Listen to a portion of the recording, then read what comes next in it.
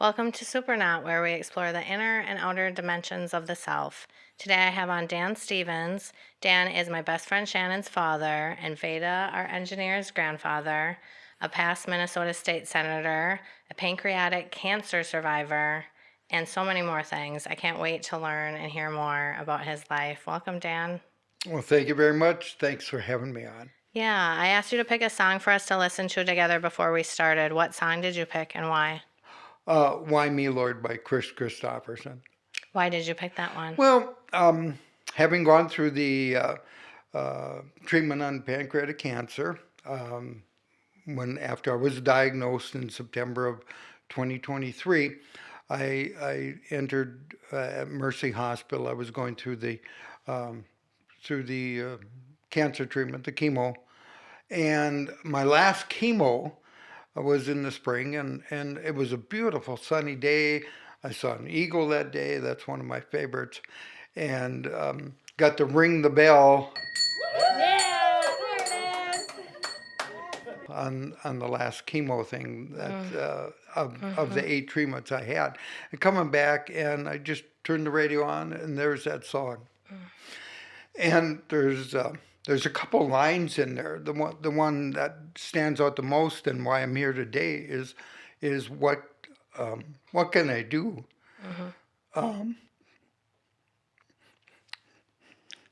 Yeah.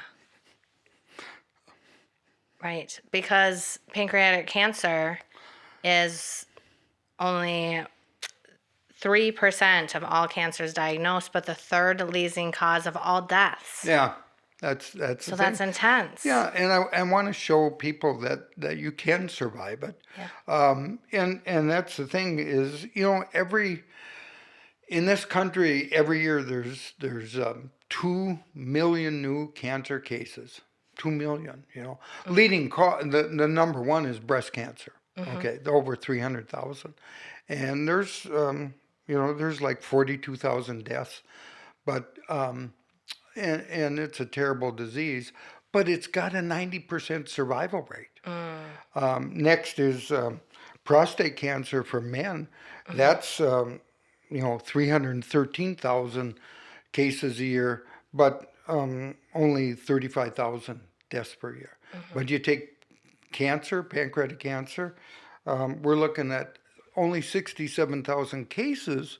Like you said, only 3% of the 2 million every year. But its survival rate of 5 years is only 13%. It accounts for over 53,000 deaths per year, because it's the diagnosis of it is so hard to diagnose that people oftentimes. I was lucky. I was caught at stage 2, and I credit a lot of that to Dr. Randy Boostermere. Here in Mora? Yeah, I went to the emergency room. I woke up with the worst pains I ever had across from this side of my stomach over to this side, and I knew something was not normal. And that's one of the things too, especially with men. Oh, I'll take a couple aspirin, and Right. like my dad, I'll take some aspirin and wash it down with some brandy. I'll be okay in the morning. Well, I knew that wasn't. Because of how severe the pain was? Yeah, it was the worst pain I ever had, and pain usually doesn't bother me. I mean, but this was terrible. So anyway, went in and they did a CT scan and they did an MRI, and he come back and he says, we found some things on your pancreas that shouldn't be there. So then they sent me down to Mercy down there, and they did a biopsy by running instrumentation down through my stomach into the intestine, get over there, and guy come back, and the doctor come back said, I'm afraid you have pancreatic cancer. Was this all in the first doctor's visit after that pain, or did you go back later to find the results out? The first emergency room visit didn't really they knew something was there. And the tumor is very small. It was, about that big. Is about a little over an inch long and half-inch in diameter. But what it was doing and this sounds really terrible, but I can give some people some of the symptoms, other than the pain. If you're losing weight without trying to lose weight, two things. You're not just lucky. It's Yeah, yeah. yeah. It's like I'd lost, like 20 some pounds, 25 pounds, and I wasn't trying to lose it, but what was happening, your pancreas regulates a lot of your blood sugar and such, but the thing with the tumor was also causing um, the digestive system to get rid of the fat too. And so I was losing. I had just been put on Jardians for my diabetes, so that was dumping the sugar. The pancreas was helping dump the sugar, and then the tumor was causing the pancreas to dump the fat too. And so I was dropping a lot of weight. And one of the symptoms, and this is where it gets kind of gross, but is be aware of your stools because they were very odorous and very oily and floating, and there was no consistency in the stools at all. So So when did you notice this before this yeah, pain? But yeah. you were just like, oh, it's Well, I thought this was part of the Jardians thing. I thought this, I right. thought this losing weight was because right on TV, if you use Jardians, you're going to drop some weight. Okay, well, so I thought, well, this is weird, but I didn't think that much of it. What caused the pain? Because luckily you had that pain. Well, when they took out the did the surgery and took that out. They also had found that I had gallstones, and they took the gallbladder out at the same time. So I think that's why your pancreas is over here, your gallbladder's over here. So I think there was just a flare up of both of them together, and luckily for me it was because. A lot of people aren't diagnosed at stage 2 pancreatic cancer. Usually it gets into stage 4, which is not good. Well, that's been a theme in my life lately is realizing that as the bad things happen, if you can realize that there's blessings in these bad things, and that's like an exact moment right there where this pain was a blessing, because if you hadn't gotten that pain, who knows how long before you would have Yeah, found out. yeah. So when the doctor told you you have pancreatic cancer, what was the feeling that you had? It's like a punch in the stomach, because as I mean, when you have celebrities like Patrick Swayze and Alex Trebek and other famous people, and then local people around here that, well, a classmate, a good friend of mine, his wife, she was just in her early 50s, and she Because the passed. medium age is 70, so that means it Yeah. can be a lot earlier. Yeah, I mean, and that's the thing too, is people are being younger when they're being diagnosed with that too. So, it's one of those things. It's like I said, it's like a punch in the guts, but at the same time, you know, you kind of go into this mode. At least this is for me. I don't know what other people do, but it's like, well, thy will be done. And so you're going to fight, and stuff, and and I think it was important too when I went from the oncologist to talk to the first surgeon. He was somebody that I wouldn't go to because he was like, let's slice and dice, we'll cut this thing out right away, and you'll be on your way. Well, and that's when I previously had been down to Mayo Clinic. I had a hip replaced down there and stuff. So I called up down to Mayo, and I went down there and met with oncologists down there and met with the cancer surgeon down there, and they said, no, the outcome is much better if we do the chemo first and Mm-hmm. try to kill that tumor and then remove it from your body. Mm. You know, so that was the plan that we went forward with there. Was it And a hard decision which plan to go with? no, not for me. Because you didn't want to be cut open or you didn't trust that doctor? Well, I wanted, I think that's why it's important to get a second Mm-hmm. opinion, and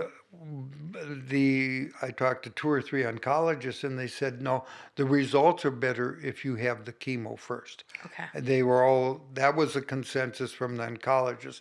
The surgeon was, let's get it out of there.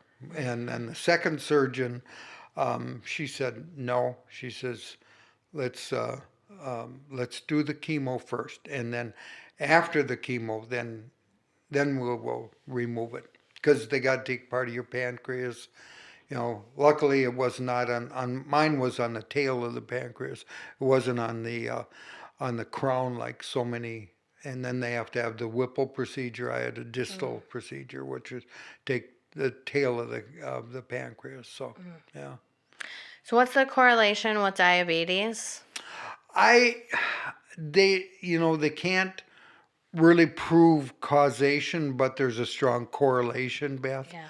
And So there's got to be something there. yeah, but not everybody with diabetes is going to get pancreatic cancer.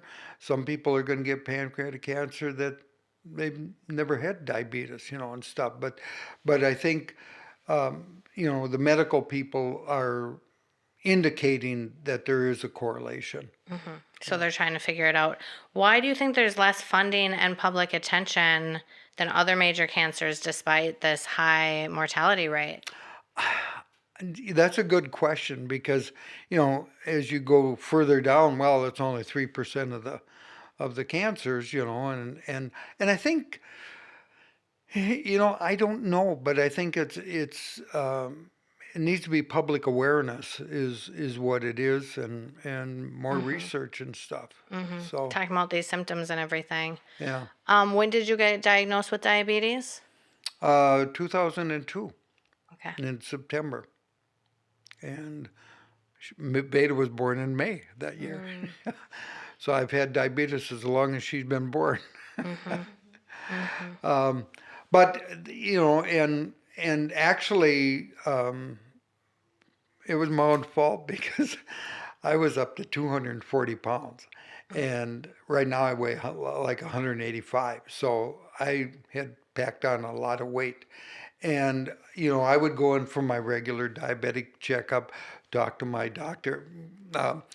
Great, great doctor, Dr. Ronald Mink. When he retired, when Dr. Mink retired, it was, I just loved to go in and talk to him. We would sit down and he'd examine me and, stuff. He encouraged me at one time to get my hip replaced and stuff because he says, with your diabetes, if you wait, you're in pain. Why be in pain when you can get it taken care of? And who knows if you're going to be well enough or whatever to have the surgery done later.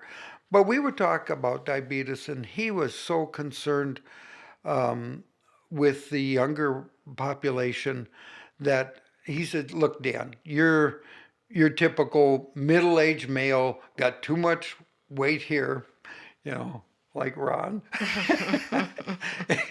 Sorry, Ron, but anyway, you're carrying too much around your middle. And he said, but you have a sedentary job, you're not active enough, you're not burning up enough calories, you're putting on too much weight. It's not healthy for you.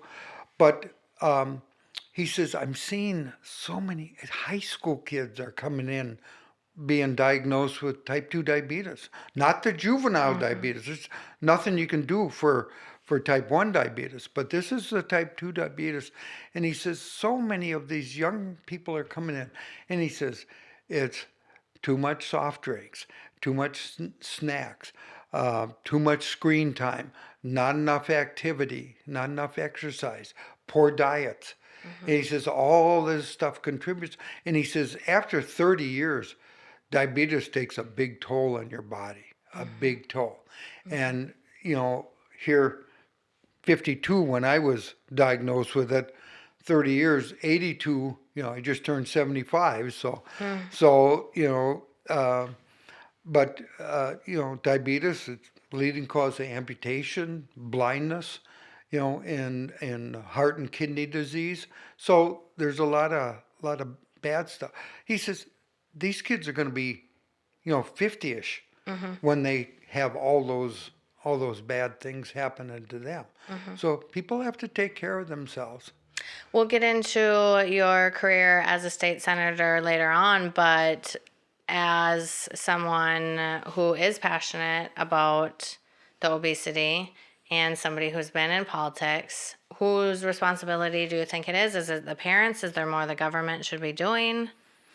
Well, I think again, gets back to education, bringing up the awareness.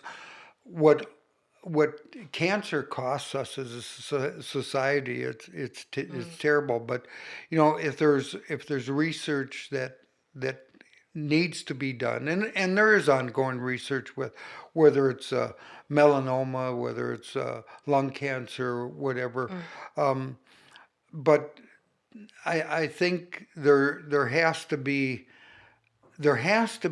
a way with pancreatic cancer. It's treatable if it's caught early.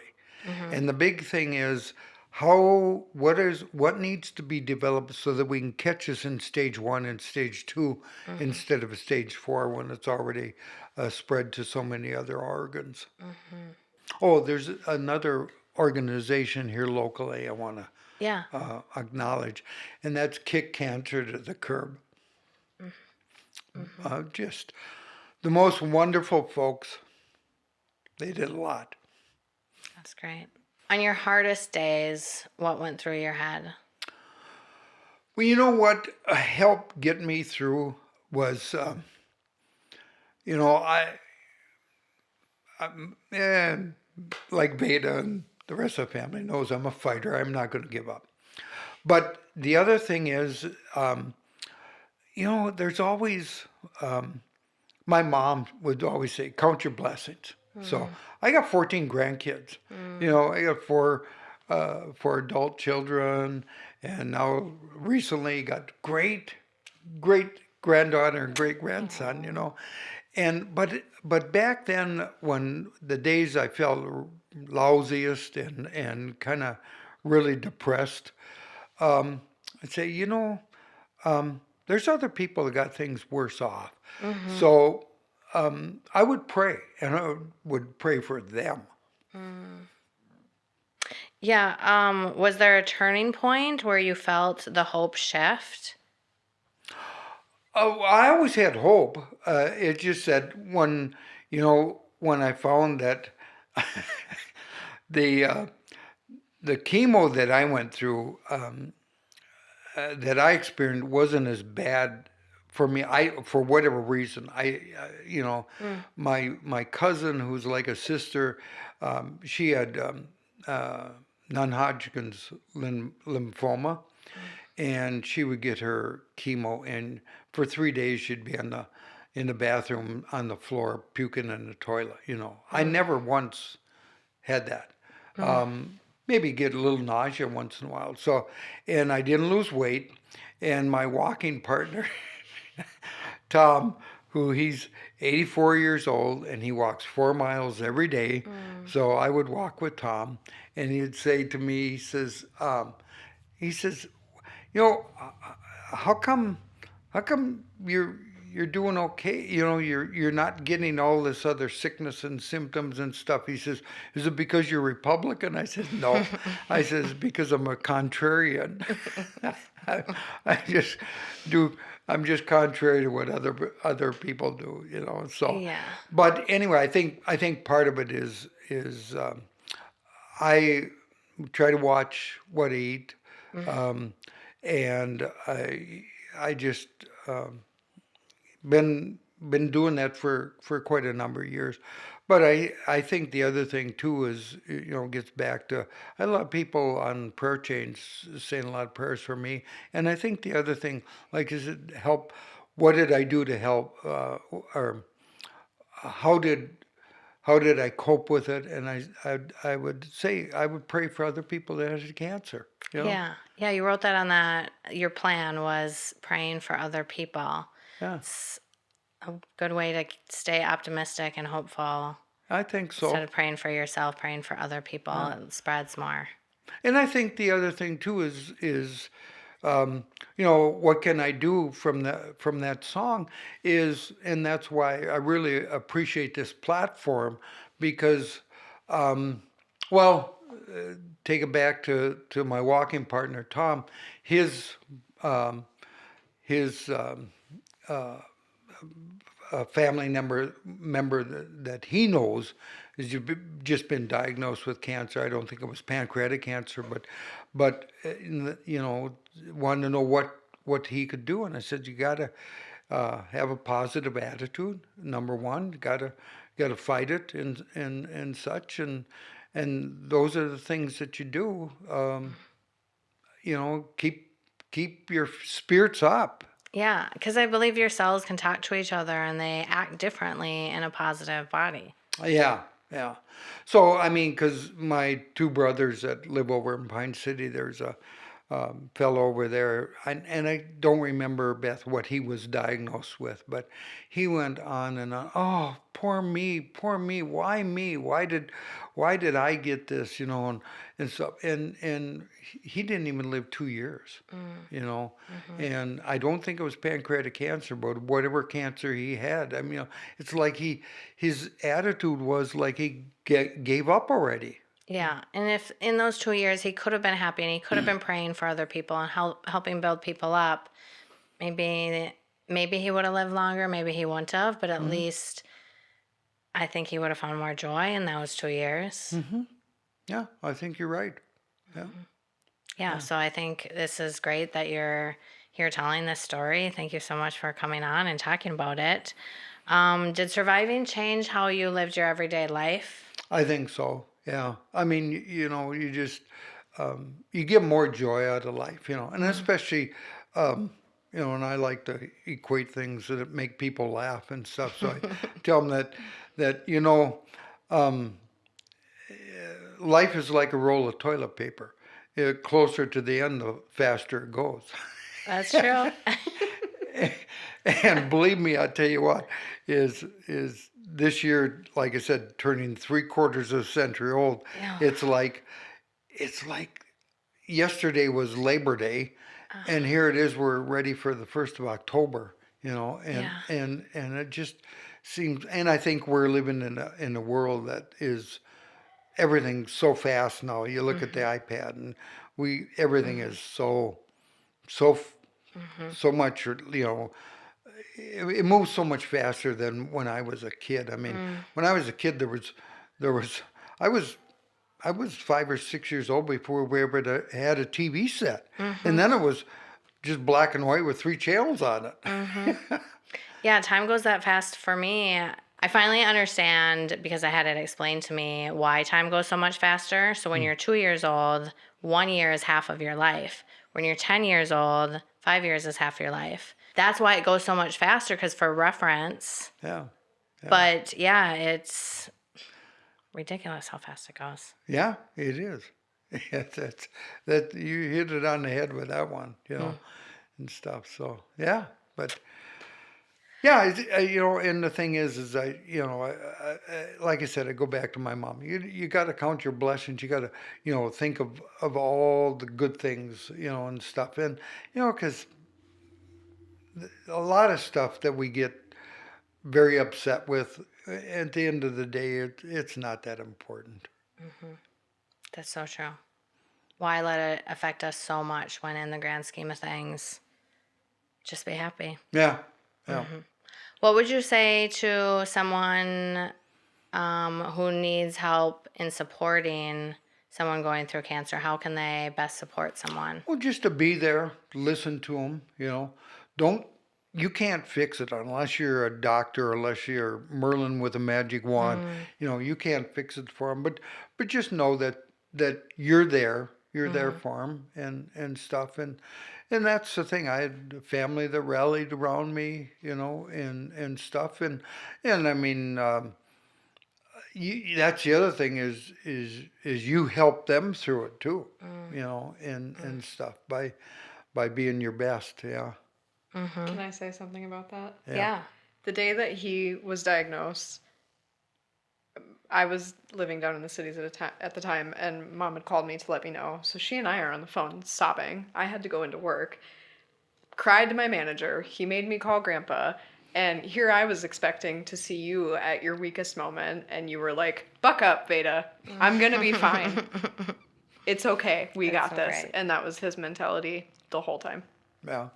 Yeah. Did you, in your mind state, Veda, was it like it's cancer and you didn't know that pancreatic cancer is as bad as it is, or were you already aware? Like, No, I just heard grandpa cancer, and I was like, "Well, my world is blowing up right now." Yeah. Yeah. Yeah, I mean, you know, it is one of the kind of the end of life diseases that people get, you know, mm-hmm. and stuff. And so yeah, and poor Beta, that was quite a uh,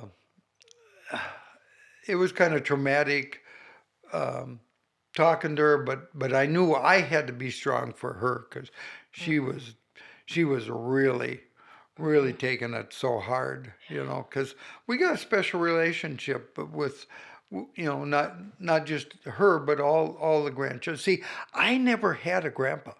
Mm-hmm. When I was born, both my grandpas were dead.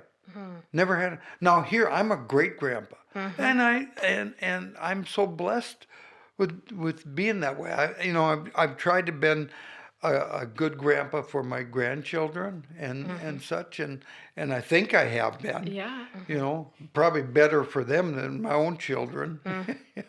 To hear my children anyway.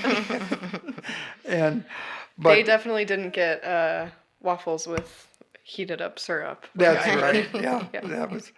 You know, it's funny that she remembers little things like that you know. I mean, it's like in nowadays, and there's something you viewers can take is that take 30 seconds and heat up the syrup for the kids' pancakes and waffles. You Mm-hmm. know, Because and that equals love. yeah, And yeah, that's how people feel love, is those extra moments that you take. yeah, right. Bingo, right there. And if you had been playing victim mode and everything, first of all, like we just agreed on, I don't think you would have stayed as healthy. But also, yeah, your family would have had such a harder time going through it. But when they see you so strong, they know they have to be strong and optimistic. So it passes down. I think it feeds off of each other. Yeah, Mm-hmm. that's right, Beth. Yeah. Mm-hmm. Yeah. Is there a misconception that you wish people understood About, about cancer in general and everything that goes well, with it? I think, you know, again, at my age, it's back in the day when I had a first cousin, she died of leukemia. Mm, I had a good friend in high school. He went to 1 year college and then passed away that fall. And leukemia was something that was terrible. It mm-hmm, was terrible, and we're talking, you know, back in the 50s and 60s, and um, I think when people get cancer, um, there's this, oh, you know, it's a typical reaction, just as you heard from Beta here, is the fact is that her, you know, world fell apart. Well, mm-hmm, you know, there's a lot of success. You know, breast cancer, 90% survival rate. I think I think prostate's even better than that. I think that's up about 95%. Lung cancer's not as good, and but a lot of the other cancers, if you catch them, they're okay. mm-hmm, So I think the thing that we have to understand here is that you got to have faith and hope, you know, mm-hmm, that everything's going to be all right. mm-hmm. Is there anything else you want to share about that part of your journey? Um, well, it's not over yet. I have to um, now for ever since the surgery, you know, and the surgery was supposed to be relatively a piece of cake, you know. They got the Mm, robotics and they just go in little deal. Well, unfortunately for me, when I woke up after the surgery, I had a zipper from my belly button up to here because they they had to take part of the cancer, part of the pancreas, the tumor, the spleen, because the um, blood vessels with the spleen and the pancreas are so in close proximity and so kind of Mm-hmm. intertwined. And then they had to take the gallbladder, Mm. and because I had gallstones. So the whole thing is that I was only supposed to be in the hospital for maybe 3 to 5 days, and I was there 8 days. So, Mm. but so it it it took a long time before I really recovered my strength and stuff. I started walking again right away and stuff, but it's like, man, this zapped a lot out of me. Oh, I bet. Yeah, and stuff and but at the same time it's just like anything else. You gotta, how what is the Chinese proverb? How do you take a journey of 1,000 miles? One When step at a you time. start with one Mm-hmm. step, Mm-hmm. one step at a time, Mm-hmm. and that's how that worked for me. That's my mentality, and that's how Mm-hmm. I got through it. Mm-hmm. Yeah. So I think other people can too. Mm-hmm. Yeah. Okay, so let's get into you being a state senator. I want to go back to the beginning. I'm interested in how you were raised. Would you Oh, describe that? you know, I was so blessed with my family and stuff. I was raised on a dairy farm, Mm. and a lot of kids. Oh yeah, I remember working on the farm. But the whole thing is you got the whole family involved. Mm. Everybody. The cows don't take a vacation, and dairy farmers don't take much of a vacation either. You work 7 days a week. You got to be there twice a day to milk the cows.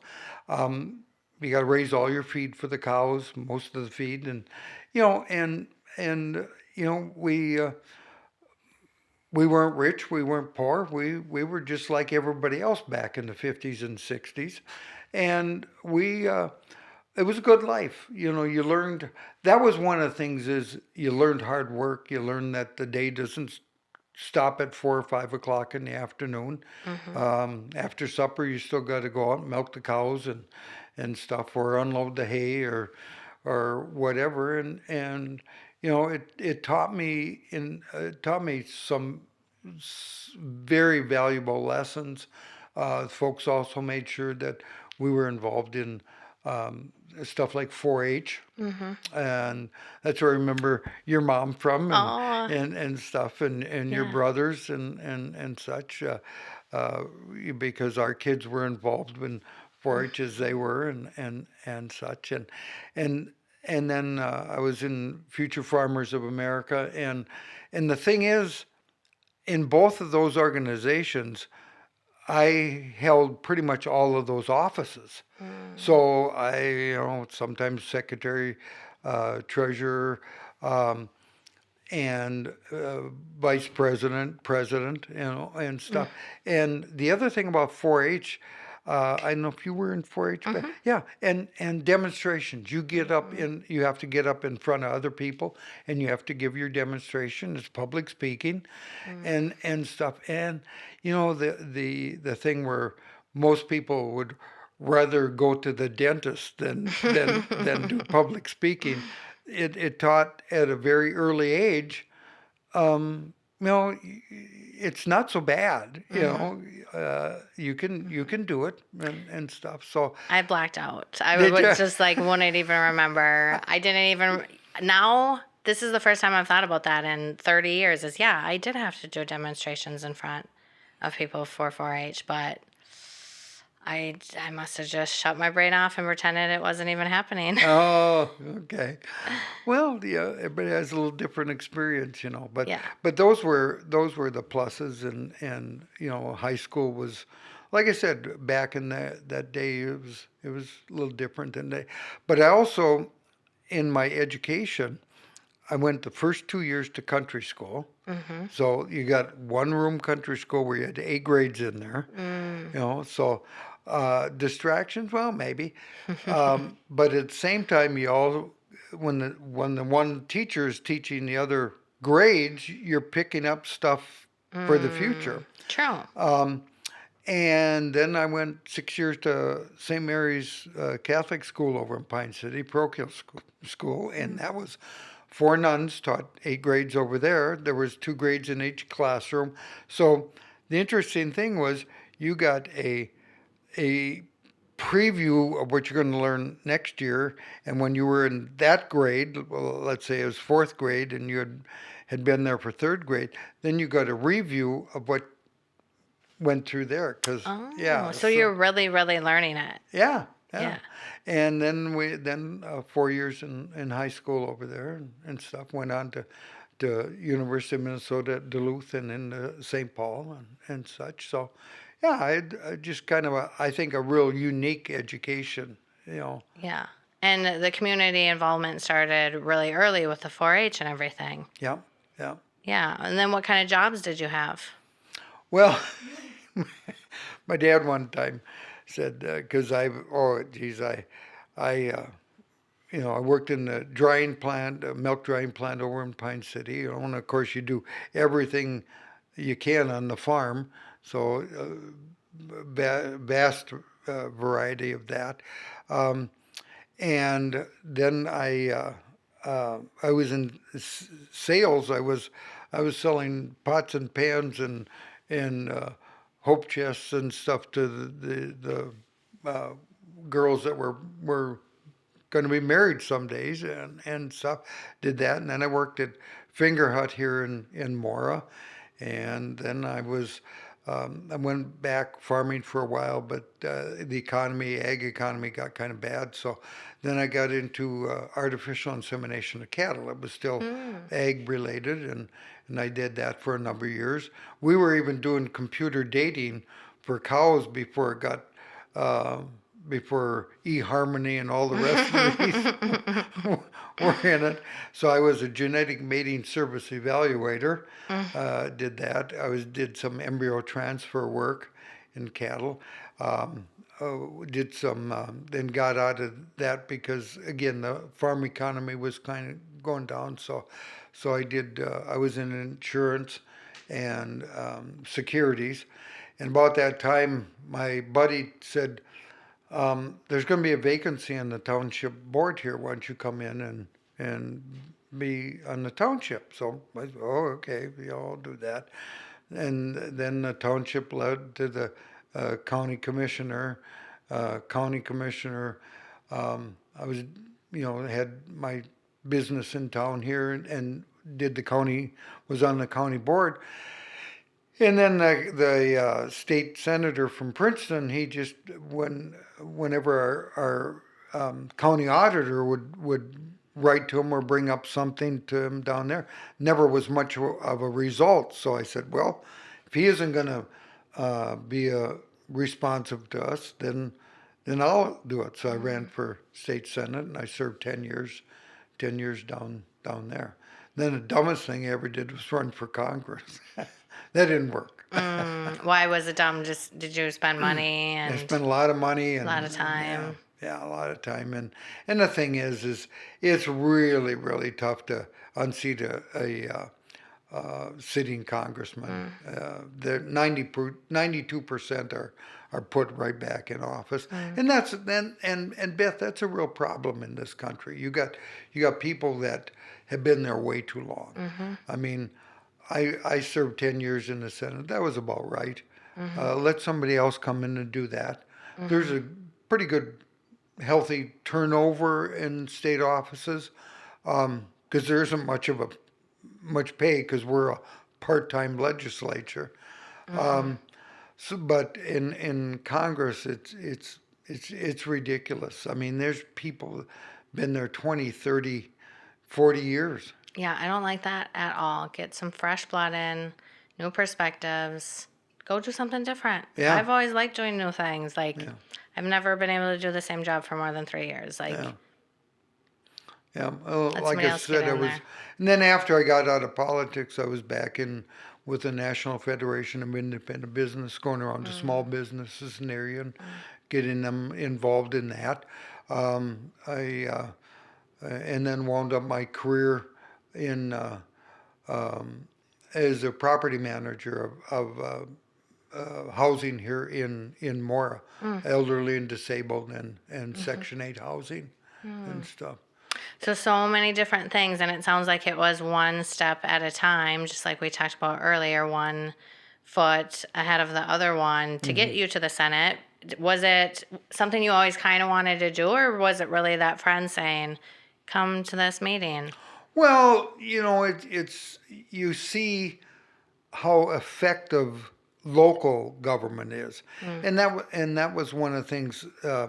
Township government is the most efficient form of government. mm, You're closest to the people, and the majority of the money that you get and spend mm-hmm, is spent up for the right reasons. mm, But I mean, the biggest thing that is a township budget is roads. mm-hmm, You keep up the roads and some other stuff, zoning regulations, those type of things. County government. Now you're starting to get into social services, and you're starting to get into the again county roads and stuff. Then you get into law enforcement and jails and all of this other stuff that takes money too. mm-hmm. And but again, it's pretty efficient. Then when you go to state government and federal government, it's so much of the money goes for administrative costs. It gets pretty bad. Mm-hmm. You know.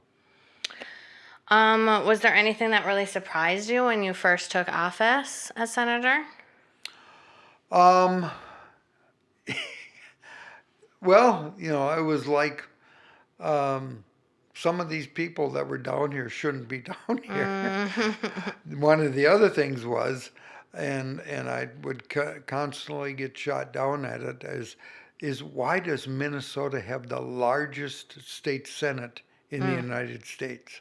Did you ever figure it out? No. Hmm. And I had a bill to reduce. See, Illinois at one time, they had a state senate of 50 senators, and they had 150 representatives. Well, in Minnesota, it's 67 state senators and 134 representatives, two for Mm, each Senate district. And Illinois eliminated one third of their House. They said now we'll, instead of three per Senate district, there'll only be two. mhm, That's fine. Um, we um, uh, we here I said, you know, there's no need to have the number of legislators that we have here mhm, in other states. I mean, you look at Texas; they only got like 33 state senators, and they got, I think, four times our population. mhm. So It seems like a lot less can get done with the more that there is because everybody has to agree too and many cooks in the kitchen. yeah. Yeah, but and then another thing that that I went after, the legislators' pension. See, I had Mm, a securities license and investments when I went into office, and I couldn't believe how uh, poorly the pension programs at the state level, how poorly they were administered, mm, and stuff. And the worst one was the judges. The second worst was the legislators. mm, So I said, this defined benefit program's got to go. You got to go to a mhm, defined contribution program, mhm, just as the state employees.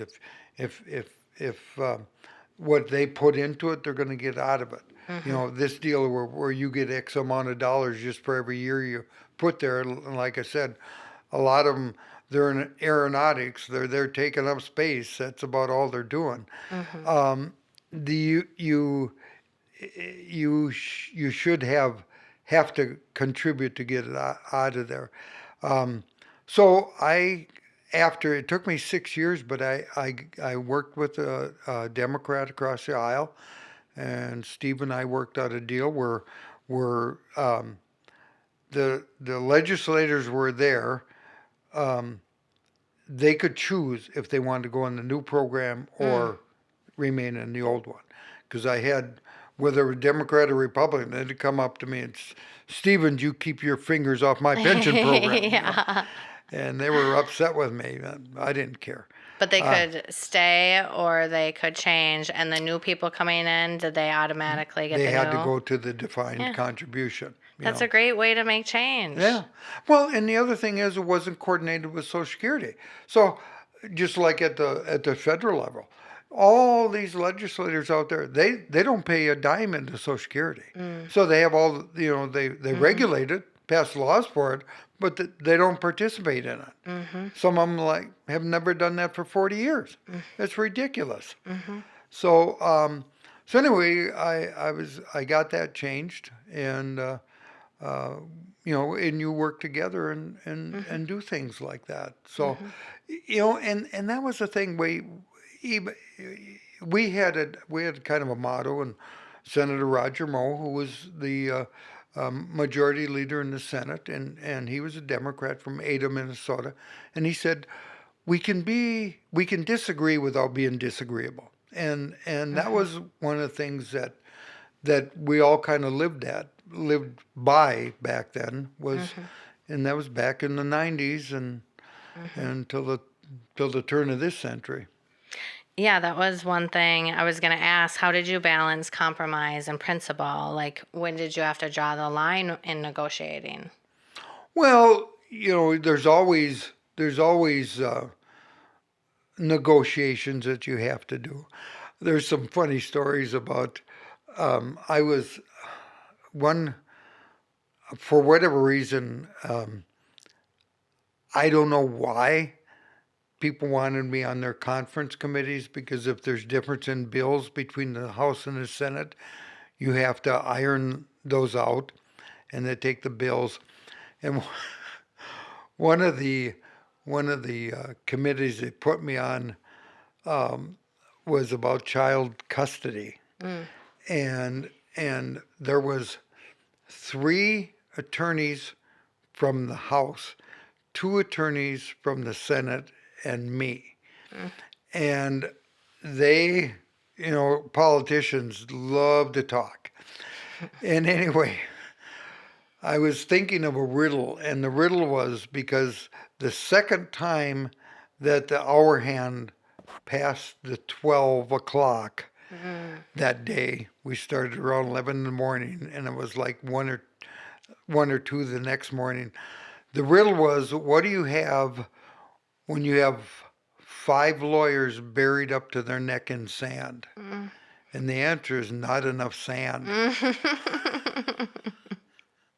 It was like ridiculous. Yeah. I mean, it's like, come on, guys. I'm not an attorney. Get this thing figured out. This is ridiculous. I know. That's why politics exhausts me. There's so many loopholes and so many things, and it seems like it takes so long to get things done. And I'm like a very agreeable person, so it's hard for me to be around people that are really disagreeable. Yeah. Well, and nobody ever gets 100% of what they want. Back when we did the change to welfare and limited the number of years that a person could be on there, and Arnie Carlson was our governor at that time, and a lot of people didn't like him. He was typical. He was born and raised out in New York. He was typical kind of bristly type guy, but he knew what he was doing. He had been state auditor for so many years, and a lot of people don't realize when it comes to spending money, he was pretty tight-fisted, and he vetoed more bills than all the previous governors combined. But on that particular issue, he says to the 2 leaders in the Senate and the House on the individual caucuses, Democrat or Republican, he said, you take 3 members from each caucus, you put those 12 people on a committee, I was one of them, and you work out a deal. And I carried Governor Carlson's welfare reform bill.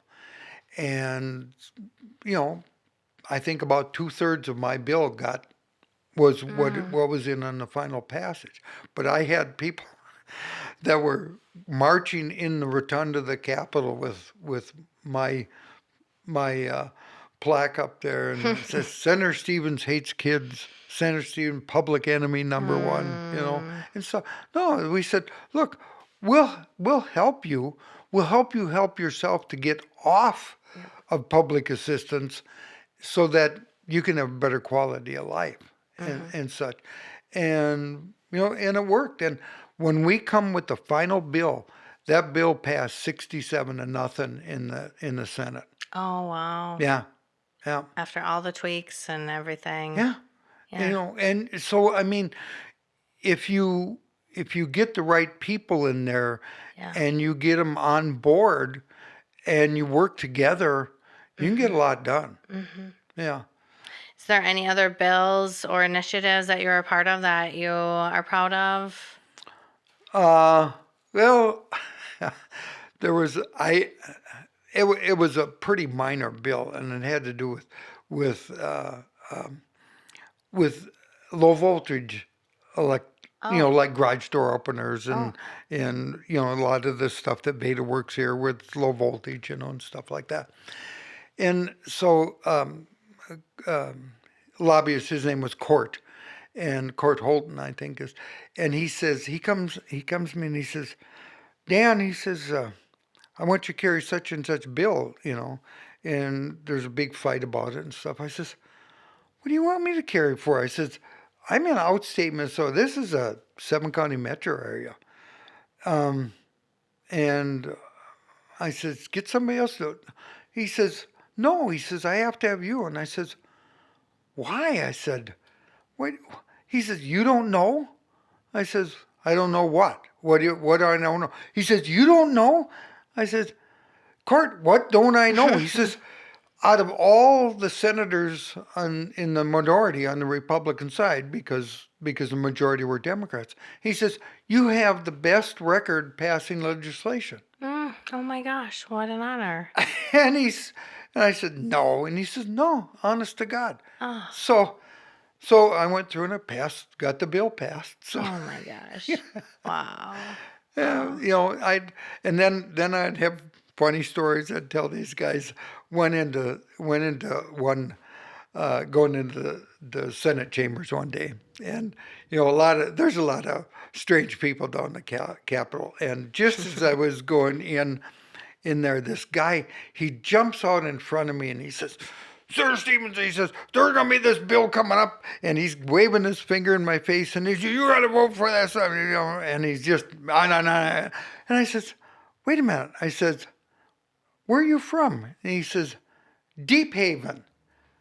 And I said, Deep Haven, you know, which is out by Lake Minnetonka out there, western suburb, not anywhere close to Mora here. Yeah. And he says, oh, that explains it. And he looked at me and says, you obviously have me mistaken for somebody who actually gives a shit. Oh. He's like this. Yeah. Speechless. And I stepped over and walked around him. The sergeant of arms that are there was about 4 of them there. I don't know how, they're sitting there. Yeah. They're just about exploding, you know. Oh, you would be so canceled nowadays. Oh, well, I mean, the thing is that it was a little different era, but I was kind of in my caucus. Yeah. Kind of a loose cannon. Yeah. I kind of one of those guys, if something's out of my mind, I'm going to say it, you know. But I didn't talk that often, but if you would have talked to the other colleagues of mine, both in the House and in the Senate, Republican or Democrat, they would have told you they may not have liked me, because there's some that didn't, but they always respected me. I believe it, because you said the truth. You said what was on your mind. Yeah, and don't sugarcoat it. Yeah, yeah. Is there anything you would do differently looking back, besides running for Congress? Well, if I would have ran for Congress, I would have, you know, I don't know that I ever would have or whatever, but the I think in retrospect what happened. Oh, this was another story about the judges. Remember I told you about the pension programs? The judges had the worst. They had the greatest unfunded liability of any of the pension plans there, and there was they had like a 45% fully funded or something. They had the greatest amount of unfunded liability in their pension program. Based on years of service, again, there was a defined benefit program. So what was happening to try to make their plan whole, they were putting in 6% of their own money into the pension program. The state, to try to make their pension program solvent, was putting in over 20% of their salary into their pension program. So anyway, Sandy came with one of the judges. She was a good lobbyist, and she was a good friend. She was a nice lady, but they come for an enhancement of the judges program and our pension program, and I was on the pension commission, which was 5 senators, 5 representatives. So they they come in with this enhancement, and I just kind of I didn't I don't know if you heard the story of Khrushchev taking off his shoe and rapping on the table with it. Maybe. And then that was in a NATO meeting, or not NATO, but the United Nations meeting. I didn't take my shoe off, but I started pounding on the table, and I said, "You want an enhancement?" And I started rolling off these facts and figures about the unfunded liability. We're funding that, the taxpayers. You guys are putting in this paltry amount, in comparison to state patrol and law enforcement. They're putting in like 12% of their own money, and it was ridiculous. And I said, and this is probably where I cross the line, is then the first year you're a judge, you get 6 weeks vacation so you can play golf all summer. Well, this pension commission room was packed, and you could have heard a pin drop, because nobody talks to district court judges like that. And you know why? Because the judges make the rules. Well, yeah, but here's what will really set the tone. What's the difference between God and a Minnesota district court judge? Oh my gosh, I don't know. God doesn't think he's a Minnesota district court judge. Wow. Yeah. So anyway, that was. Was it still silent after you said that? Or like? No, I didn't. Well, I mean, it was like. Yeah, right. It was like, Gasps. Yeah. Could he talk? Well, what happened then with the redistricting plan that come out after that, every 10 years they redraw boundaries on the district. They drew a district that started down at Dalbo here, and sometimes this district was as narrow as 12 miles wide, and it went up to northwest of the Duluth airport. And that's so they took over 80% of my Senate district away from me and put me in one of the most Democrat areas in the state. And I said, yeah, okay. Yeah. I'll go do something else. Yeah. I'm not gonna play victim mode. I'm not gonna complain. I'll just do it because that sounds like who you are. Yeah. So that was it was a learning. People say, do you miss it down there? I said no, but I said I'm glad I did. I'm glad I got involved and tried to do some better things, and we got some things done. They weren't big things, they weren't huge things, but we did improve the process, I think. Marty Seifert and I worked on a deal that about rules and regulations because so many people would come to my office complain about this or that.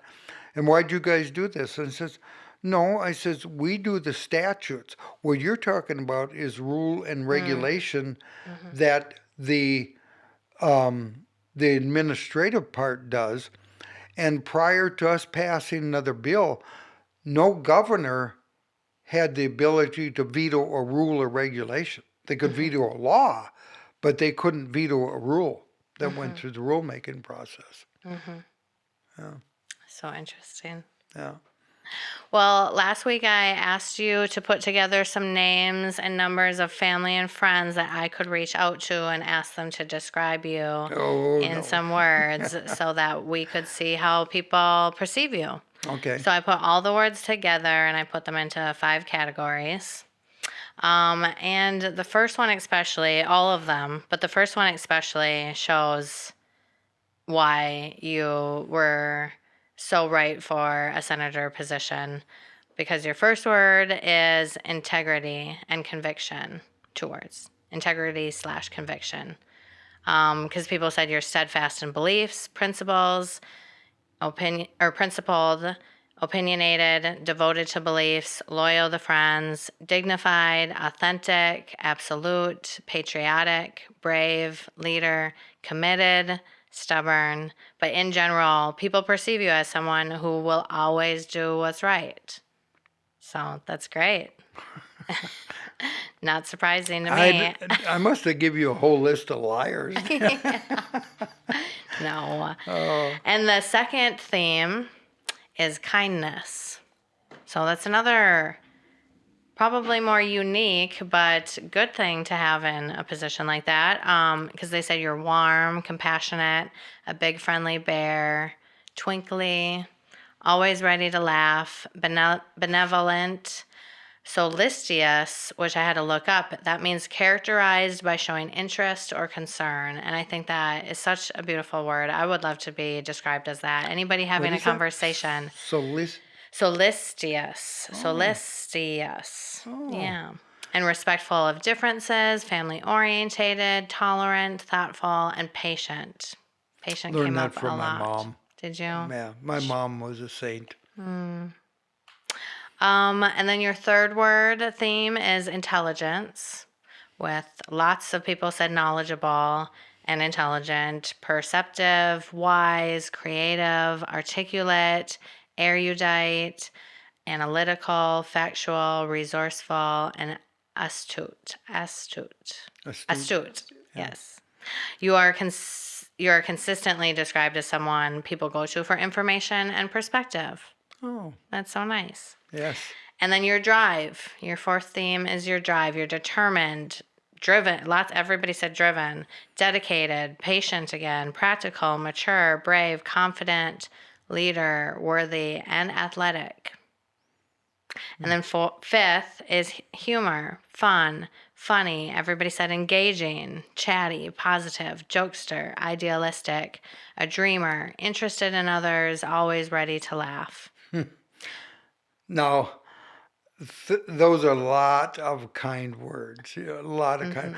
I told them my weaknesses too. Yeah, but nobody gave any. Stubborn was which isn't even Was the overall always most a negative. Well, Yeah. but the thing is, and that's how around the Capitol, how they describe me is like,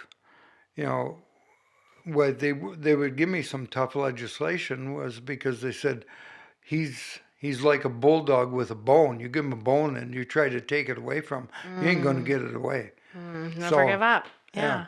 Yeah.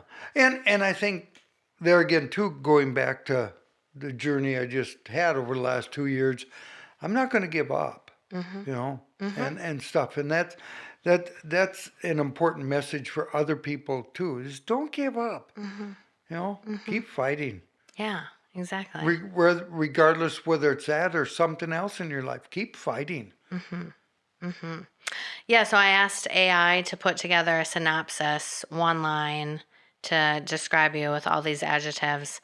And it said, you're the shield and the smile, protecting with principle, and connecting with kindness. Oh, Yeah, it's so beautiful. That is.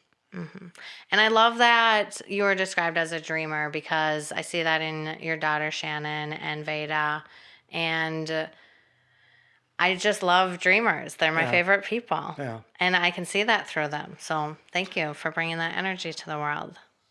You're welcome. And there's something I'm putting in. I don't know if I did it for you, Veda, in your graduation card. Do you remember? I think I did. But I've been putting it in the kids.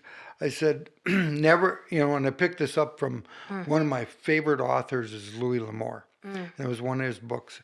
And he says, never let never let your dreams interfere with reality.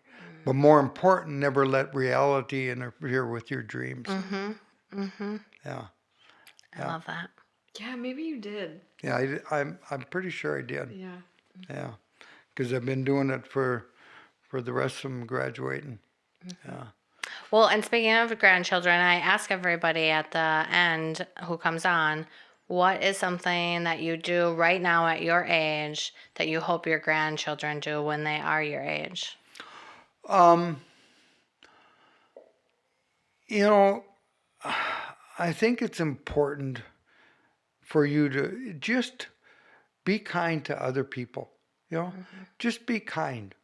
We got enough people in the world that aren't. So, and part of the deal too is you got to let,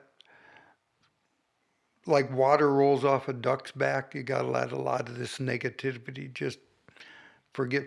There's another Chinese thing about two monks, and one of the things with monks, I don't know if you knew it, I was in Thailand twice, and over there it's if you're a woman, you can't touch a monk. You can't if you went to hand this paper to me, I'm a monk, and I couldn't take it from you. You'd have to set it down, then I could pick it up. But there was two monks on their journey. They come to a swollen river. There was a woman there, and she obviously couldn't. The current was swift. She couldn't get across. One of the monks put her on his back, carried her across, put her down. They went all the rest of the day till that evening, had their meal, were ready to retire, and the other monk said to him, "You carried that woman." And the monk looked at him and says, "Yes, I did, and I put her down. You've been carrying her all day." So you don't let your mind continue to carry negative thoughts once they're done and should be done. Because you just, you just forget about don't sweat the small stuff. One step at a time, Yeah. but you can only take that many steps if you're leaving the baggage behind, and the baggage is the thoughts. Yeah, and the thing is, the monk was being kind to the woman. Be kind. Is there anything that you do right now that you hope your grandchildren don't do when they're your age? Do you have any vices, anything? Oh, I swear too much. I love that. Yeah. No, I just, I don't know. You'd have to ask people like. Grandpa, I don't think you do a bad thing. Ever. Well, I'm no saint. I don't want people to think that because there's too many people know other stuff about me. But it's I hope one of the things I never completed college. Not that college is for everybody, but I think the example is that I always continued to learn on my own. Yep.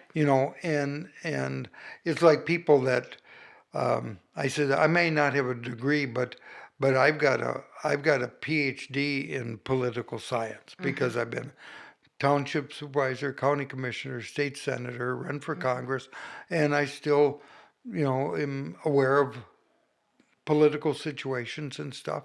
So I said, just learn new things. Be curious. Yeah. I took up flying after I was 50 years old. Aw. And if I wouldn't have got diabetes and had to start taking medication, I would have. Oh, I loved flying. Oh, I'd yeah. the grandson that just had twins, the great grandchildren. Yeah. When my mom passed away in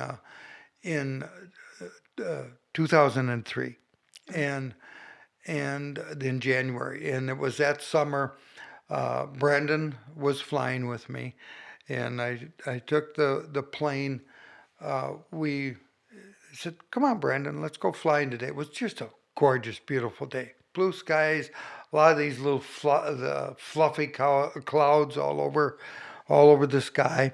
We flew up over Mille Lacs Lake, by Mille Lacs Lake there, and for whatever reason, I went up to 8,000 feet, and we're flying in between the clouds. We're not, you don't fly through them, but in there.